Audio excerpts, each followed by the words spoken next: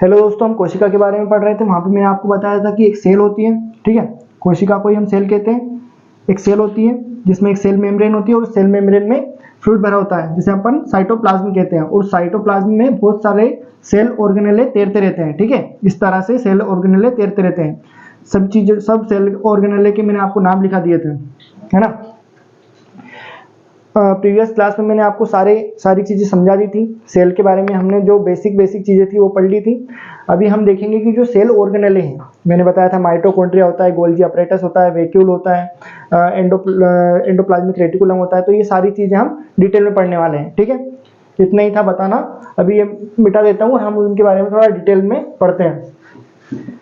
Previous class में मैंने आपको इसका डायग्राम बना दिया था, तो आप देख लीजिएगा वहां से, अगर आपने वो प्रीवियस क्लास नहीं देखी है तो। अभी हम पढ़ते हैं जो सेल के अंदर ऑर्गेनेले होते हैं उनके बारे में। ऑर्गेनेले मतलब सेल के अंदर भी ऑर्गन पाए जाते हैं जो सेल के अंदर फंक्शन करते हैं, कार्य करते हैं, हमारी बॉडी में हेल्प करते हैं, जो चीजें हमारी बॉडी को चाहिए रहती हैं, क्योंकि हमारा पूरा शरीर ही सेल से बना हुआ है, ठीक है। तो हमारी बॉडी को जो भी चीज चाहिए रहेगी, जो भी चीज हमारी बॉडी को कार्य करने के लिए चाहिए रहेगी, वो कौन प्रोवाइड करेगी? सेल ही प्रोवाइड करेगी। सारा चीज हमारे सेलों के अंदर ही चल रहा है, ठीक है। तो किस तरह से ये काम करती है वो सारी चीजें हम देखेंगे। तो सबसे पहले अपन जो सेल ऑर्गेनेल लिखेंगे वो लिख लीजिएगा आप माइटोकॉन्ड्रिया, ठीक है। फर्स्ट नंबर डालिएगा। ये सब क्या पढ़ रहे हैं हम? Cell ऑर्गेनेले।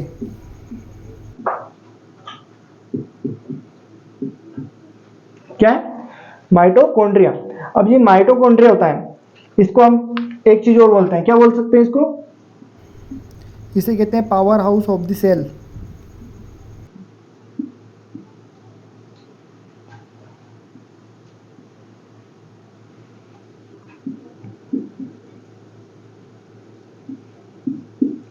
Power house of the cell, इतना बड़ा नाम दिया जा रहा है इसको। क्या बोला जा रहा है? सेल ऑर्गेनेले बहुत सारे हैं, मतलब कि सेल के अंदर ऑर्गन्स बहुत सारे पाए जाते हैं, लेकिन सिर्फ माइटोकॉन्ड्रिया को ही power house of the cell क्यों कहा जा रहा है? हमेशा बहुत बार पूछा जाता है क्वेश्चन कि power house of the cell किसे कहा जाता है। आपको ऑप्शन में दिख जाएगा वैक्यूल, माइटोकॉन्ड्रिया, एंडोप्लाज्मिक रेटिकुलम या गोल्गी अपरेटस। तो आपका ऑप्शन क्या चूज करोगे आप? माइटोकॉन्ड्रिया को, ठीक है। इस तरह से वन लाइनर क्वेश्चन बहुत बनते हैं इस टॉपिक में।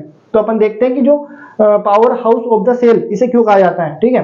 क्या रीजन है कि इसे power house of the cell कहा जाता है? सबसे पहले तो अपन लिख लेते हैं कि power house of the cell क्या है? माइटोकॉन्ड्रिया। आगे लिखिएगा, जो माइटोकॉन्ड्रिया है इसकी खोज किसने की थी?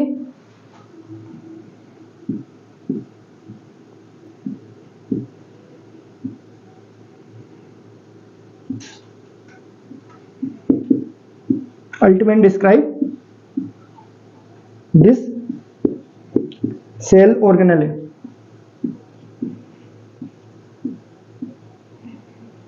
ठीक है, एक वैज्ञानिक थे, अल्टमैन नाम था उनका, और माइटोकॉन्ड्रिया की खोज उन्होंने की थी, ठीक है। इतना क्लियर है? अल्टमैन ने माइटोकॉन्ड्रिया की खोज की थी। Power house of the cell किसे कहा जाता है? माइटोकॉन्ड्रिया को कहा जाता है। अब power house of the cell mitochondria को इसलिए कहा जाता है क्योंकि इसमें एनर्जी बनती है, ठीक है। इसमें एक साइकिल चलती है जिसे अपन बोलते हैं क्रेब्स साइकिल,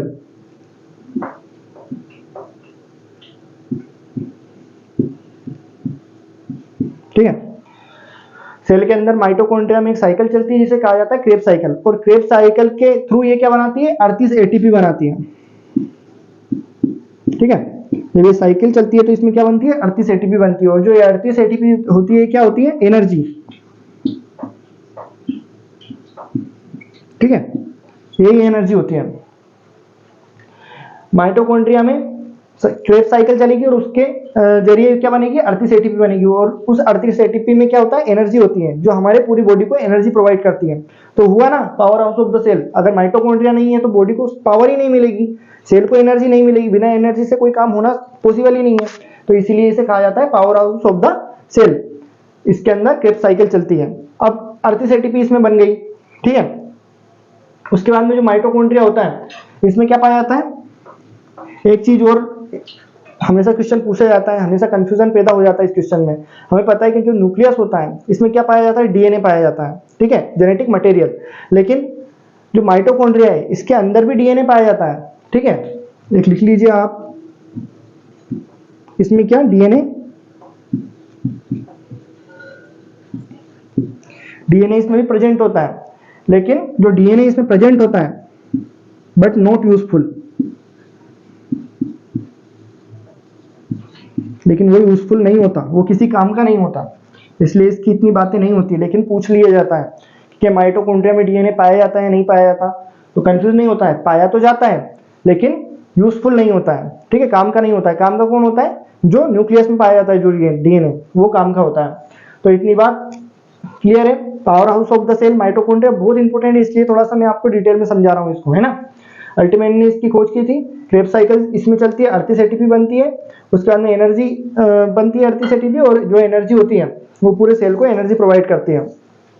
आगे लिखते हैं, दूसरा सेल ऑर्गेनेले होता है, थोड़ी सी जगह और बची है तो दूसरा भी हमारा लिखा जाएगा। दूसरा क्या होगा? Golgi apparatus.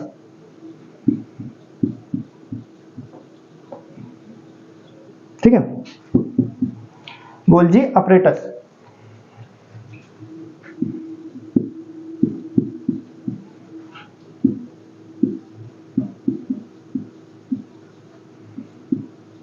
Act as a transporter.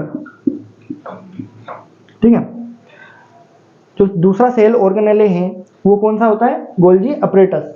ये क्या काम करता है? एक्ट एज ए ट्रांसपोर्टर का काम करता है, ये ट्रांसपोर्ट का काम करता है सेल के अंदर, मतलब कि एनर्जी जो रहती है उसको ट्रांसपोर्ट करने का काम करता है। जहां पर एनर्जी की ज्यादा रिक्वायरमेंट रहेगी वहां पर ज्यादा एनर्जी पहुंचाएगा, जहां पर एनर्जी की कम रिक्वायरमेंट रहेगी वहां पर कम एनर्जी पहुंचाएगा, मतलब कि एक बैलेंस बनाने का काम करता है। कौन करता है? Golgi apparatus. ठीक है, अर्थिस एटीपी माइटोकॉन्ड्रिया ने बना दिया, उसके बाद में अब दिक्कत यह है कि जो अर्थिस एटीपी बनी है उसको प्रॉपर मात्रा में जितना जरूरत है उस जगह पे पहुंचाना, तो उसका काम कौन करता है? अपना गोल्जी अपरेटस करता है। ये क्या करता है? बैलेंस बनाने का काम करता है, एनर्जी को सब दूर पहुंचाने का काम करता है। जैसे अभी मैं बोल रहा हूं तो सबसे ज्यादा एनर्जी किस चीज को चाहिए? मेरी जो टंग है, जुबान है, उसको सबसे ज्यादा एनर्जी की रिक्वायरमेंट है, लेकिन जुबान तो बहुत छोटी है, इसमें सेल की संख्या भी बहुत कम है, कोशिकाओं की संख्या कम है, तो अब इस तक एनर्जी कैसे पहुंचाएगी? जबकि कोशिकाओं की संख्या पैरों में ज्यादा है, ठीक है, लेकिन पैर तो खड़े हैं, अभी उनको एनर्जी की इतनी रिक्वायरमेंट नहीं है। तो शरीर से एनर्जी उस जगह पे पहुंचाना जहां पर शरीर को ज्यादा रिक्वायरमेंट है, वो काम कौन करती है? गोल्जी अपरेटस करती है। मतलब कि मेरी टंग तक एनर्जी पहुंचा रही है, वो कौन पहुंचा रहा है? गोल्जी अपरेटस पहुंचा रही है। इतना क्लियर है? मतलब कि act as a transporter. Mitochondria और गोल्जी अपरेटस में कोई कंफ्यूजन नहीं है, ठीक है। एक गोल्जी वैज्ञानिक थे जिन्होंने इसकी खोज की थी, गोल्जी अपरेटस की, और माइटोकॉन्ड्रिया की खोज किसने की थी? अल्टमैन नाम के वैज्ञानिक ने की थी। ठीक है, इतना क्लियर है? आगे वाले ऑर्गेनेले देख लेते हैं, ठीक है। 3rd नंबर डाल के लिखना दोस्तों, वैक्यूल। ये तीसरा सेल ऑर्गेनेले है हमारे सेल के अंदर। वैक्यूल क्या करता है? Fluid and water retention.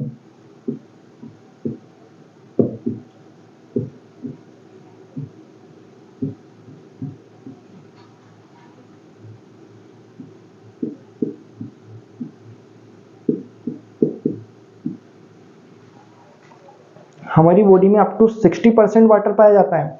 अब सारा पानी हमारी बॉडी में ऐसे तो भरा नहीं है, ठीक है, तो वो कहाँ भरा होता है? सेल के अंदर ही भरा होता है, और सेल के अंदर कहाँ? वैक्यूल में। मतलब कि जो भी फ्लूइड है, जो भी वाटर है, वो कहाँ पाया जाता है? सेल के अंदर, तो वैक्यूल में पाया जाता है। अगर पूछे कि वाटर रिटेंशन कहाँ होता है, वाटर कहाँ पर स्टोर होता है हमारी बॉडी में, तो क्या बताओगे? वैक्यूल के अंदर स्टोर होता है। जो एनिमल सेल है उसका वैक्यूल छोटा होता है कंपेरिजन टू जो प्लांट सेल है उसके वैक्यूल से। मतलब कि जो पौधे होते हैं, प्लांट सेल होती है, उनके वैक्यूल बड़े होते हैं, क्योंकि उनके अंदर पानी को स्टोर करने की क्षमता ज्यादा होती है। पानी की कमी के वजह से जब पानी की कमी आ जाती है तो उनके जो वैक्यूल है उसमें जो स्टोर पानी है वो उनका यूज करते हैं, ठीक है। तो एक चीज और लिख लीजिएगा, लार्ज इन प्लांट सेल। ठीक है, एनिमल सेल में छोटे वैक्यूल होते हैं और प्लांट सेल में बड़े वैक्यूल पाए जाते हैं, ताकि उनमें पानी का जो रिटेंशन है वो ज्यादा हो, स्टोरेज ज्यादा हो। ठीक है, इतनी बात क्लियर है? वैक्यूल का काम समझ में आ गया? ये क्या करता है? पानी को स्टोर करने का काम करता है। अगला क्या लिखेंगे? अगला जो सेल ऑर्गेनेले है इसको आप ध्यान से समझिए और समझना, और बहुत ज्यादा इंपॉर्टेंट है ये। क्या है? ER। मैंने आपको लिखा था ER। ER का फुल फॉर्म क्या होता है? Endoplasmic reticulum. Endoplasmic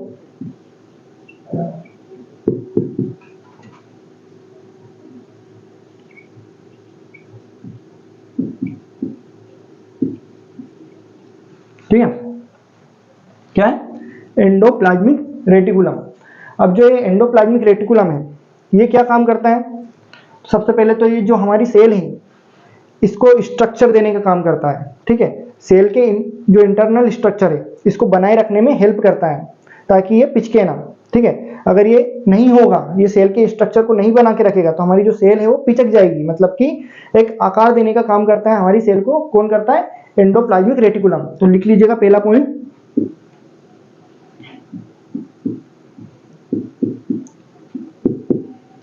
help in internal structure. ठीक है, सबसे पहला तो ये क्या करेगा, जो सेल है उसके आकार को बनाए रखने का, उसके अंदर के जो इंटरनल स्ट्रक्चर है उसको बनाए रखने का काम करेगा, वरना सारे जो ऑर्गेनेल हैं सब पिचक जाएंगे, सब कुछ मिक्स हो जाएगा। तो उसके एक तो ये काम हो गया। उसके बाद में सेकेंड जो इसका सबसे इंपॉर्टेंट काम होता है वो क्या होता है, हेल्प इन सिंथेसिस ऑफ। क्या करता है, एक तो प्रोटीन के सिंथेसिस में हेल्प करता है और साथ में लिपिड के सिंथेसिस में हेल्प करता है। ठीक है, और वो कैसे करता है मैं आगे बताता हूं आपको, लिख लीजिएगा, पॉइंट बना के लिखना, हेल्प इन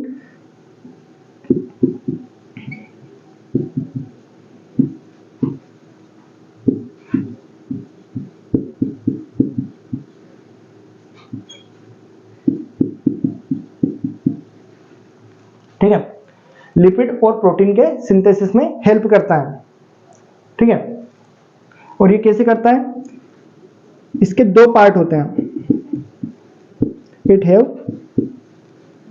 टू पार्ट्स। और वो दो पार्ट्स कौन कौन से होते हैं,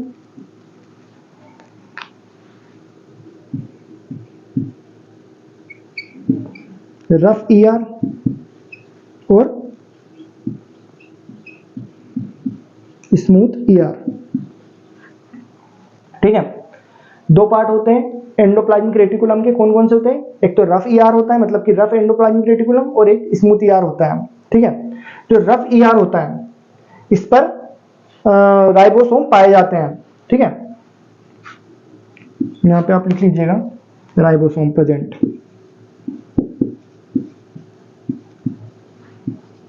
यहां पर क्या पाए जाते हैं, राइबोसोम प्रेजेंट होते हैं। और जो स्मूथ ईआर है इस पर राइबोसोम एब्सेंट होते हैं।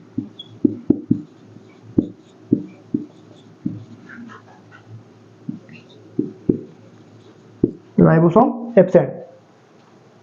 जो राइबोसोम होते हैं, ठीक है, जो राइबोसोम होता है यही प्रोटीन का सिंथेसिस करता है। ठीक है, राइबोसोम का काम क्या होता है, प्रोटीन को बनाना, प्रोटीन का सिंथेसिस करना। इसीलिए जो राइबोसोम है ये कहां पाए जाते हैं, रफ ईआर पे पाए जाते हैं एंडोप्लाज्मिक रेटिकुलम के। और जो रफ ईआर है ये इसीलिए रफ होता है क्योंकि ये प्रोटीन का सिंथेसिस करते हैं। और जो स्मूथ ईआर है ये स्मूथ इसलिए होता है क्योंकि ये लिपिड का सिंथेसिस करते हैं। ठीक है, लिपिड यानी फैट का सिंथेसिस करते हैं और इसीलिए ये स्मूथ होता है, इसमें राइबोसोम नहीं पाया जाता। इतना क्लियर है, दो पार्ट होते हैं, रफ और स्मूथ। ठीक है, आगे लिखें, आगे आपको दिख जाएगा। चलिए नेक्स्ट स्लाइड पर लिख लेते हैं। लिखिए दोस्तों, राइबोसोम।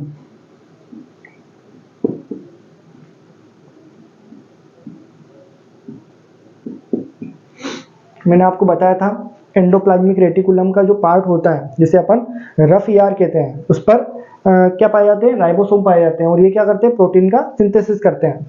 तो लिख लीजिएगा यहाँ पे प्रोटीन सिंथेसिस।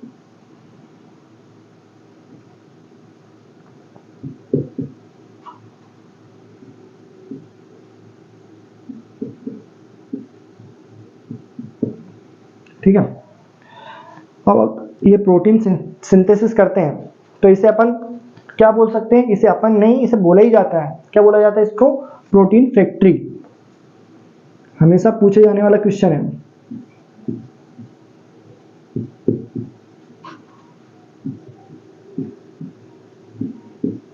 कि सेल के अंदर प्रोटीन फैक्ट्री किसे बोला जाता है, तो क्या जवाब देना है, राइबोसोम को प्रोटीन फैक्ट्री कहा जाता है क्योंकि राइबोसोम ही प्रोटीन का सिंथेसिस करते हैं। ठीक है, और पाए गए जाते हैं एंडोप्लाज्मिक रेटिकुलम के रफ पार्ट पर पाए जाते हैं। ठीक है, इतना क्लियर है, प्रोटीन फैक्ट्री और प्रोटीन सिंथेसिस, राइबोसोम। और एक क्वेश्चन और पूछा जाता है और वो क्या होता है, इसके खोजकर्ता का नाम। ठीक है, तो इसकी खोज किसने की थी, तो इसकी खोज अपन थोड़ा सा हाईलाइट कर लेते हैं। एक पेलाडे नाम के भाई साहब थे, ठीक है, ये नाम याद रखना है आपको, पेलाडे। एक पेलाडे नाम के जो साइंटिस्ट थे, उन्होंने राइबोसोम की खोज की थी।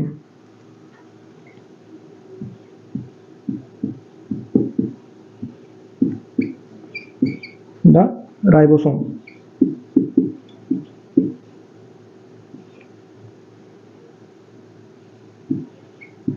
हर एक लाइन से एक क्वेश्चन बनने के पूरे संभावना रहती है, ठीक है। पूछ लिया जा सकता है कि प्रोटीन सिंथेसिस कौन करता है, तो जवाब देना है राइबोसोम करता है। प्रोटीन फैक्ट्री किसे बोला जाता है, तो बोलना है राइबोसोम को प्रोटीन फैक्ट्री बोला जाता है।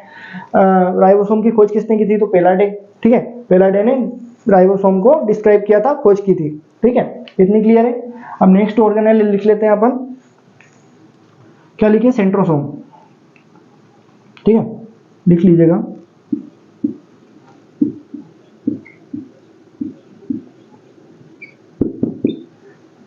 ठीक है, सेंट्रोसोम। जो सेंट्रोसोम होता है, इसका काम क्या होता है, ये सेल को डिवीजन करने में हेल्प करता है, सेल डिवीजन करने में हेल्प करता है। हमें पता है जो हमारी सेल की ग्रोथ होती है, हमारी बॉडी की जो ग्रोथ होती है वो कैसे होती है, एक सेल से दो सेल बनती है, ठीक है, दो सेल से तीन सेल बनती है, इस तरह से हमारी सेल की ग्रोथ होती जाती है और हमारा जो शरीर है वो विकसित होता जाता है। तो जो सेल है उसकी ग्रोथ करने में कौन हेल्प करता है, सेंट्रोसोम हेल्प करता है।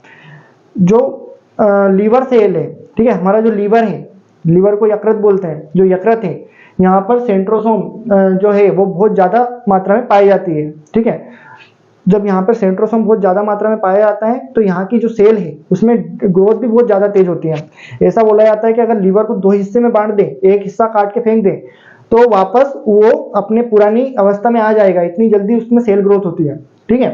तो लीवर में तो सबसे ज्यादा सेल ग्रोथ होती है क्योंकि उसमें सेंट्रोसोम सबसे ज्यादा पाया जाता है। लेकिन जो ब्रेन की सेल है, न्यूरॉन सेल, इसमें सेंट्रोसोम नहीं पाया जाता, सेंट्रोसोम इसमें एब्सेंट होता है, इसलिए ब्रेन में वापस कोशिका विभाजन नहीं होता है, ठीक है। इसीलिए ब्रेन में चोट लग जाए तो फिर वापस उसका ठीक हो पाना मुश्किल हो जाता है ना। इसलिए ब्रेन को प्रोटेक्शन देने के लिए ही बहुत बार रूल चला देते हैं कि हेलमेट पहना करो, ये पहना करो, क्योंकि एक बार खोपड़ी फूट गई, ब्रेन को कुछ नुकसान हो गया तो वहां की सेल वापस ठीक नहीं होगी क्योंकि वहां पर सेंट्रोसोम नहीं पाया जाता है। लेकिन एक क्वेश्चन हमेशा मन में उठता है कि अगर ब्रेन में सेंट्रोसोम नहीं पाया जाता, न्यूरॉन सेल में सेंट्रोसोम नहीं पाया जाता, तो ब्रेन ट्यूमर कैसे हो जाता है, ब्रेन का कैंसर कैसे हो जाता है। तो उसकी भी वजह है, हमारा जो ब्रेन है इसमें 90% न्यूरॉन सेल होती है, लेकिन जो 10% सेल है वो होती है न्यूरॉन ग्लियल सेल, ठीक है। जो न्यूरॉन ग्लियल सेल है इसमें सेंट्रोसोम पाया जाता है, ठीक है। तो ये 10% neuron glial cell brain tumour कर देती है, ठीक है। इतना क्लियर है। तो लिख लीजिएगा, क्या लिखेंगे,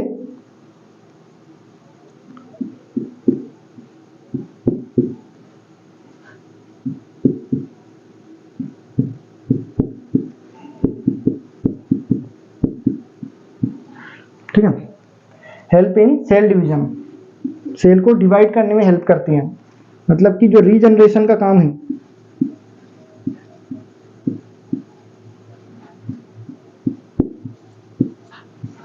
रीजनरेशन का काम कौन करता है, सेंट्रोसोम करता है। अब जो ये सेंट्रोसोम है, और लिख लीजिए आप, लीवर सेल में सबसे ज्यादा पाया जाता है, ठीक है, सबसे ज्यादा का चिन्ह है। कौन सी सेल में सबसे ज्यादा पाया जाता है, जो लीवर है, हमारा लीवर की जो सेल है उसमें सबसे ज्यादा सेंट्रोसोम पाया जाता है, क्योंकि वहां की जो कोशिकाएं जल्दी से डिवाइड हो जाती है तो वापस ठीक होने के चांसेस रहते हैं, है ना। और सबसे कम कहाँ पाया जाता है, ब्रेन सेल में, ब्रेन सेल में जो सेंट्रोसोम है वो बहुत कम मात्रा में पाया जाता है। ब्रेन की कौन सी सेल होती है, वो न्यूरॉन सेल, ठीक है। इतनी बात क्लियर है। सीधे सीधे क्वेश्चन बनते हैं इनसे, ठीक है। क्या क्या पढ़ लिया हमने, राइबोसोम, प्रोटीन फैक्ट्री, ठीक है, प्रोटीन सिंथेसिस करता है, पेलाडे ने इसकी खोज की थी। सेंट्रोसोम, इसका काम क्या होता है, सेंट्रोसोम का, ये सेल को डिवाइड करने का काम करता है, ठीक है, एक सेल से दूसरी सेल बनाने का काम करता है, जिससे हमारे जो इंटरनल अगर टूट फूट भी हो जाती है तो वापस जो क्षतिग्रस्त अंग है वापस ठीक हो जाते हैं, ठीक है। किसकी वजह से, सेंट्रोसोम की वजह से, क्योंकि ये वापस सेल की ग्रोथ कर देता है। लेकिन ब्रेन में अगर कुछ दिक्कत आ जाए तो वहाँ की सेल ग्रोथ नहीं कर पाता, क्योंकि वहाँ पर सेंट्रोसोम नहीं पाया जाता। और लीवर में अगर कुछ हो जाए तो तुरंत कर देता है, ताकि वहाँ, क्योंकि वहाँ पर सेंट्रोसोम सबसे ज़्यादा पाया जाता है। ठीक है, हेल्प इन सेल डिवीजन। अभी आगे देख लेते हैं। अगला नंबर डाल के लिखना दोस्तों, लाइसोसोम। इधर लिख लेते हैं, उधर लाइट पड़ रही होगी। लाइसोसोम, जो ये लाइसोसोम है, इसका काम क्या होता है? इसका काम ये रहता है कि ये पूरी निगरानी रखें कि सारी जो सेल के अंदर जितने भी ऑर्गेनेल हैं ये ठीक से कार्य कर रहे हैं कि नहीं। ये चौकीदार की तरह काम करता है। ठीक है, कौन करता है? लाइसोसोम।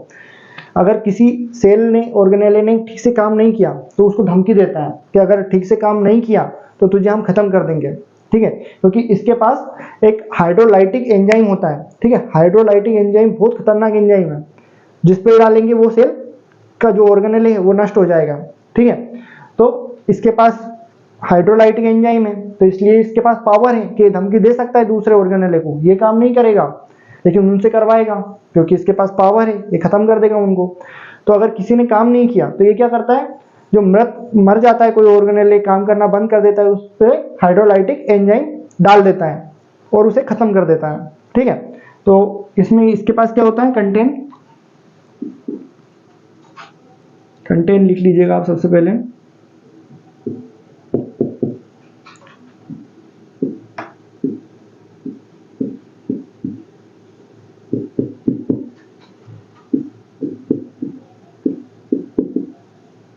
ठीक है, इसके पास होता है हाइड्रोलाइटिक एंजाइम। जैसे कोई सेल हुई, ठीक है, कोई सेल हुई, ये है लाइसोसोम। ठीक है, अगर किसी दूसरे ऑर्गन ने काम करना बंद कर दिया सेल के, तो ये क्या करता है? हाइड्रोलाइटिक एंजाइम इस पे डाल देता है और इसे खत्म कर देता है। ठीक है, ये इसका काम होता है। लेकिन बहुत बार ऐसा हो जाता है कि ये धमकी देता रहता है, तो जो बाकी के जितने भी सेल के ऑर्गन हैं ये इसके खिलाफ बगावत कर देते हैं कि जा, तुझे जो करना है कर ले, हम नहीं कर रहे काम, हमसे नहीं होता। ठीक है, जैसे अपन से पढ़ाई नहीं होती ना, इसलिए ऐसे ये बोल देते हैं कि हमसे काम नहीं होता, तुझे दिखे जो कर ले। तो ये पूरा लाल हो जाता है गुस्से में, पूरा इतना भड़क जाता है उन पर कि ये फट जाता है। ठीक है, जब ये फट जाता है लाइसोसोम, तो इसके अंदर जितना भी भरा हुआ हाइड्रोलाइटिक एंजाइम है ये पूरा सेल में फैल जाता है और पूरी सेल नष्ट हो जाती है। ठीक है, तो इसको अपन क्या बोल सकते हैं? इसके इसी गुण की वजह से कि ये खुद भी मर जाता है और दूसरों को भी मार देता है, तो इसीलिए इसे बोला जाता है सुसाइडल बैग ऑफ सेल।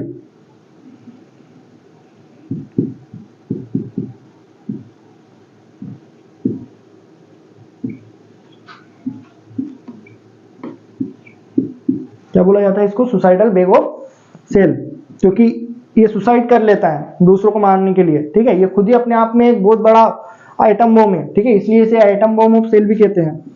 क्या ये? Atom bomb.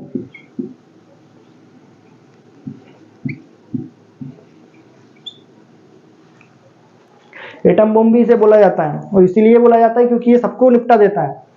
अगर काम नहीं किया उसके राज में तो वो हाइड्रोलाइटिक एंजाइम छोड़ के सबको या तो ऐसे मार देगा, या अगर सबने उसके खिलाफ लड़ाई करने के लिए निर्णय कर लिया कि हमें किसी को काम नहीं करना, तो ये पूरा फट जाता है, लेकिन अपने आत्मसम्मान को बचा लेता है। ठीक है, सबको मार देगा, अपना काम तो करेगा, खुद भी मर जाएगा। ठीक है, इसलिए इसे एटम बॉम्ब ऑफ सेल भी कहा जाता है। और ये पूरी सेल को अगर ये फटा तो पूरी सेल डिस्ट्रॉय, खत्म, कुछ बचना ही नहीं है। ठीक है, इतना क्लियर है? लाइसोसोम का कार्य समझ में आ गया क्या होता है? ठीक है, अभी जो सबसे इंपॉर्टेंट है वो लिख लेते हैं अपन, न्यूक्लियर।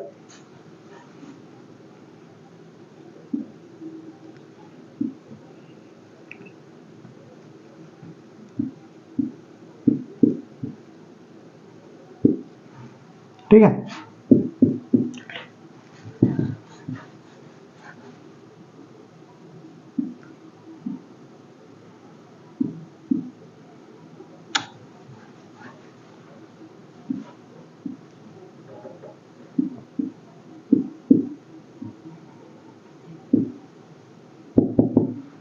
न्यूक्लियस जो होता है, ठीक है, इसे अपन क्या बोलते हैं? केंद्रक भी कहा जाता है इसे।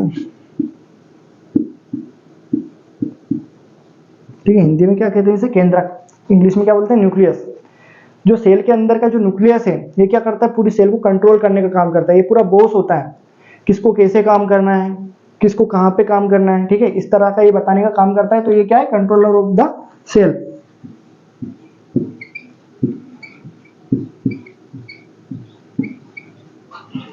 कंट्रोलर ऑफ द सेल कौन होता है, न्यूक्लियस, ठीक है, कंट्रोल करने का काम करता है।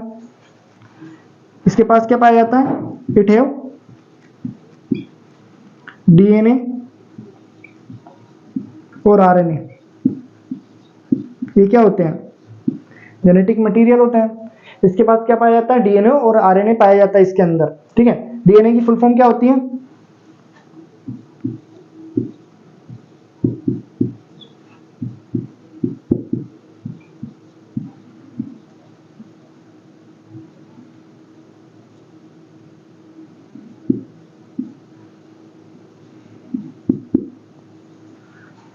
क्या होती है, डीऑक्सी राइबोस न्यूक्लिक एसिड। और आरएनए की फुल फॉर्म क्या होती है, राइबोस न्यूक्लिक एसिड।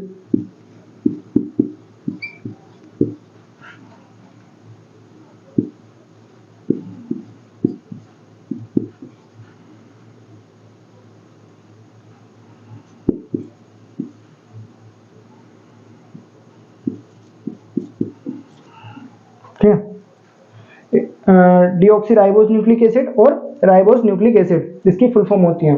और ये किस में पाया जाता है, न्यूक्लियस में पाया जाता है। और ये सबसे इंपॉर्टेंट होता है, केंद्रक होता है, कोशिका के बीच में पाया जाता है और पूरी सेल को कंट्रोल करने का काम करता है। ठीक है, इतनी बातें क्लियर है।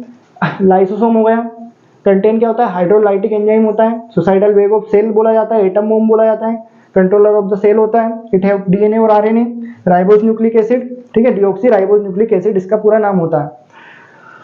ठीक है, तो जो सेल होती है उसके अंदर जितने भी सेल ऑर्गेनेले होते हैं उनके बारे में हमने पूरा डिटेल में पढ़ लिया है, उनके क्या काम होते हैं, किस तरह से फंक्शन करते हैं, कौन से सेल को किस वैज्ञानिक ने खोजा था, है ना, सारी चीजें हमने अच्छे से पढ़ ली है। अगर कुछ बचा हो तो मुझे लगता नहीं कुछ बचा नहीं है। ठीक है, एक बार और अपन रिवीजन कर लेते हैं। अपन ने क्या पढ़ा था, सबसे पहले कौन सा ऑर्गन पढ़ा था सेल का, तो अपन ने पढ़ा था माइटोकॉन्ड्रिया। जो माइटोकॉन्ड्रिया होता है ये क्या होता है, power house of the cell होता है, क्योंकि ये एनर्जी बनाता है, 38 एटीपी इसमें एनर्जी बनती है। ठीक है, जो एनर्जी है ये 38 एटीपी के रूप में बनती है, इसको इसलिए इसको power house of the cell कहा जाता है। माइटोकॉन्ड्रिया की खोज किसने की थी, कौन से वैज्ञानिक ने की थी, तो बताना है, अल्टमेन नाम के वैज्ञानिक ने इसकी खोज की थी। ठीक है, ये हो गया। दूसरा अपन ने क्या पढ़ा था, गोल्जी अपरेटस। जो गोल्जी अपरेटस होता है ये क्या करता है, ट्रांसपोर्टर का काम करता है, एक्ट एज ए ट्रांसपोर्टर। ठीक है, ये क्या करता है कि जो एनर्जी है इसको बैलेंस बनाने का काम करता है। जहां पर एनर्जी की ज्यादा रिक्वायरमेंट है वहां एनर्जी को ज्यादा पहुंचाएगा, जहां पर एनर्जी की कम रिक्वायरमेंट रहती है वहां पर एनर्जी को कम रखता है। इस तरह से ये मेंटेन करने का काम करता है। जो 38 एटीपी माइटोकॉन्ड्रिया ने बनाई है, माइटोकॉन्ड्रिया में 38 एटीपी किससे बनती है, क्रेब्स चक्र से बनती है। ठीक है, इतना हो गया, गोल्जी अपरेटस पढ़ लिया। उसके बाद में अपन ने क्या पढ़ा था, एंडोप्लाज्मिक रेटिकुलम, जिसको अपन ने बोला था ईआर। मैंने बोला था कि एंडोप्लाज्मिक रेटिकुलम को ईआर बोलते हैं। ईआर शॉर्ट फॉर्म होती है, इसके दो पार्ट होते हैं, इसमें रफ ईआर और स्मूथ ईआर होता है।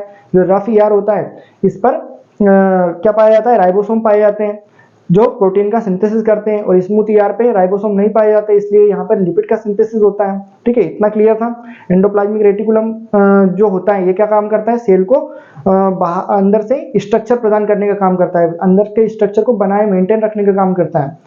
फिर अपन ने क्या पढ़ा था, वैक्यूल पढ़ा था अपन ने। ठीक है, वैक्यूल भी बहुत ज्यादा इंपॉर्टेंट था। वैक्यूल क्या होता है, पानी को स्टोर करने का काम करता है, जो फ्लूइड है उसको स्टोर करने का काम करता है वैक्यूल। जिसमें जो प्लांट सेल है उसका वैक्यूल बड़ा होता है, क्योंकि उसमें पानी की रिक्वायरमेंट ज्यादा रहती है। प्लांट सेल में, पेड़ पौधों में स्टोर रहने की जरूरत ज्यादा होती है, ताकि उनको जब भी रिक्वायरमेंट रहे वो वहां से पानी को अब्सॉर्ब कर लें।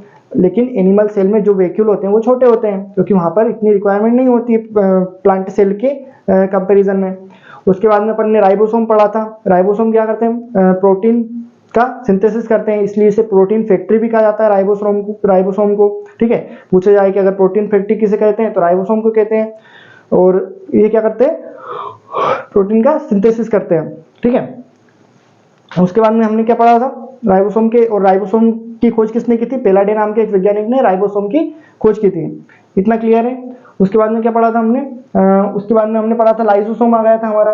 लाइसोसोम में क्या होता है, हाइड्रोलाइटिक एंजाइम, ये अभी हमने पढ़ा है, सुसाइडल वेग कहा जाता है, एटम बॉम्ब भी से ही कहा जाता है। सबसे इंपॉर्टेंट क्वेश्चन पूछा जाता है बहुत बार, सुसाइडल वेव और atom bomb of the cell किसे कहा जाता है? तो लाइसोसोम को कहा जाता है। उसके बाद में एक चीज और पढ़ी थी जो भूल रहे हैं हम, सेंट्रोसोम, जो कोशिका को विभाजन करता है। मैंने बोला था लीवर में ज्यादा सेंट्रोसोम पाया जाता है, इसलिए लीवर की जो कोशिकाएं वो जल्दी विकास करती है, ठीक है, डिवाइड जल्दी हो जाती है। अगर लीवर को एक जगह से काट दिया है तो वापस पूरा लीवर वापस रेट हो जाएगा जैसा पहले था। लेकिन जो ब्रेन सेल है इसमें सेंट्रोसोम नहीं पाया जाता, इसलिए यहाँ की जो कोशिकाएं वापस ग्रोथ इतनी नहीं कर पाती। लेकिन जो ग्लियल सेल होती है, न्यूरॉन ग्लियल सेल, इसमें सेंट्रोसोम पाया जाता है, इसलिए ब्रेन ट्यूमर होने का खतरा रहता है ब्रेन में, ठीक है। पूरी तरीके से ऐसा नहीं है कि ब्रेन में ब्रेन ट्यूमर होगा ही नहीं, वहां पे सेंट्रोसोम पाया ही नहीं जाता। 10% न्यूरॉन ग्लियल सेल होती है, वहां पर सेंट्रोसोम पाया जाता है, 90% में नहीं पाया जाता, ठीक है। फिर हमने पढ़ा था न्यूक्लियस। न्यूक्लियस क्या होता है? कंट्रोलर ऑफ द सेल होता है, ठीक है। सबसे जरूरी पार्ट होता है सेल का, यही कंट्रोल करने का काम करता है सारी चीजें, ठीक है। इसमें क्या होता है? इट डीएनए और आरएनए होता है इसमें। डीएनए को क्या बोलते हैं? राइबोज न्यूक्लिक एसिड, और डीएनए को क्या बोलते हैं? डिऑक्सी राइबोज न्यूक्लिक एसिड, और आरएनए को क्या बोलते हैं? Ribose nucleic acid. तो हमारा जो सेल का टॉपिक था वो पूरा कंप्लीट हो गया है। जितनी भी चीजें पढ़ाई है हर एक लाइन से क्वेश्चन बनते हैं, ठीक है। कोई भी ऐसी फालतू की चीज मैंने नहीं पढ़ाई है, हर एक चीज इंपॉर्टेंट है, ठीक है। अगर आप सेल का पूरा चैप्टर पढ़ने जाओगे किसी बुक में तो आपको पन्ने के पन्ने भरे मिलेंगे, ठीक है, लंबे चौड़े पन्ने पढ़ते जाना। बहुत बार क्या रहता है, बुक की लेंथ देख के बुक में जितना मटेरियल लिखा होता है, कंटेंट लिखा होता है, वो लिखा सब सही होता है, लेकिन उसको पूरी तरीके से डिटेलिंग में लिखा होता है सॉरी, जो बुक का कंटेंट है हमें क्या करना पड़ता है कि अपने को हाईलाइट करना पड़ता है कि हाँ ये इंपॉर्टेंट है, ये इंपॉर्टेंट है, क्योंकि उनका क्या पर्पस होता है कि कुछ छूटे ना, और हमारा क्या पर्पस होता है कि हम ज्यादा से ज्यादा पढ़ पाए कम टाइम में, है ना। यही रहता है स्टूडेंट का पर्पस। तो अगर कुछ चीजें ऐसे मिल रही है आपको डायरेक्टली शॉर्ट नोट्स मिल रहे हैं, ठीक है, इतने लंबे चौड़े कुछ नहीं लिखा रहा हूँ, पॉइंट टू पॉइंट में सारी चीजें लिखा रहा हूँ, suicidal wave of cell, atom bomb, ठीक है, ऐसा पूरा भरा तो नहीं रहा हूँ बोर्ड, और हर एक पॉइंट टू पॉइंट चीज लिखा रहा हूँ, हर एक क्वेश्चन बनने के पूरी रहती है। कहीं भी आप इंपॉर्टेंट क्वेश्चन सर्च करोगे, कुछ बुक्स आती है जिसमें ऑब्जेक्टिव टाइप क्वेश्चंस लिखे होते हैं, ठीक है, पुराने प्रीवियस पेपर डले रहते हैं, जहाँ पर प्रीवियस पेपर में जो क्वेश्चन आए होते हैं वो लिखे होते हैं, तो आपको इनमें से क्वेश्चन मिलेंगे। अगर आप सेल का पोर्शन देखने जाओगे कि चलो सेल के पोर्शन में से क्वेश्चन देख लेते हैं, तो आपको यही सब मिलेगा, इससे हटके कुछ नहीं जाने वाला है, क्योंकि है ही नहीं ना इससे हटके, और क्या पढ़ोगे। सेल यही रहती है, एंडोप्लाज्मिक रेटिकुलम, उसके ऑर्गेनेले पूछे जाएंगे, सेल मेम्ब्रेन पूछी जा सकती है कि सेल मेम्ब्रेन किससे बनी होती है, किस तरह से बनी होती है ना। उसके बाद में जो सेल होती है उसकी खोज किसने की थी, लाइव सेल की खोज किसने की थी, डेड सेल की खोज किसने की थी, रॉबर्ट जो हुक है उन्होंने डेड सेल की खोज की थी, ठीक है, एंटी वॉन ल्यूमेन हुक है उन्होंने लाइव सेल की खोज की थी। तो ये सब चीजें ही मोस्टली पूछी जाती है। तो अगर आपको कुछ सीधा सीधा मिल रहा है तो आप कोशिश करिए कि उसे पढ़िए, फायदा उठाइए, है ना, क्योंकि हमेशा ऐसा नहीं होता है। तो मैं कोशिश कर रहा हूँ कि हर चीज को शॉर्ट बनाऊं, छोटा बनाऊं, बहुत मेहनत करता हूँ आपके लिए, है ना। तो मैं यही चाहूंगा कि आप लोग भी पढ़ें, है ना। जो चीज मैं बता रहा हूँ आप लोग समझेंगे तो मेरे लिए बहुत खुशी की बात है, वो मतलब कि मेरी मेहनत सफल हो गई। तो हमारा जो कोशिका का लेक्चर था वो पूरा कंप्लीट हो गया है। कैंसर में कोशिका करता रहा, लेकिन गलती ये हो गई कि कैंसर की क्लास पहले अपलोड हो गई, कोशिका की क्लास मैंने बाद में अपलोड की, लेकिन उससे इतना मुझे लगता नहीं कि इफेक्ट पड़ेगा, क्योंकि वो भी मैंने अच्छे से डिटेलिंग में समझाई है। तो कोशिका ये होती है, कोशिका का कॉन्सेप्ट पूरा क्लियर हो गया है, पूरा हमने समझ लिया है ना। इससे हटके कोई क्वेश्चन जाता नहीं है, क्योंकि ऐसे कॉम्पिटेटिव एग्जाम मैंने भी अभी तक दिया नहीं है, क्योंकि अभी मेरा भी कोई डिग्री वगैरह आई नहीं है, मैं भी एक स्टूडेंट ही हूँ। लेकिन जब अपन एनालिसिस करते हैं क्वेश्चन पेपर का, जो क्वेश्चन अपन देखते हैं, तो उससे अपने को थोड़ा सा तो इतना अपने को कॉन्सेप्ट क्लियर हो जाता है कि हाँ यही क्वेश्चन बनते हैं, इनसे ज्यादा हटके कुछ क्वेश्चन आते नहीं है। अगर ये बन गए तो फिर गेम अपन जीत जाएंगे। तो ठीक है, इतना ही बोलूंगा।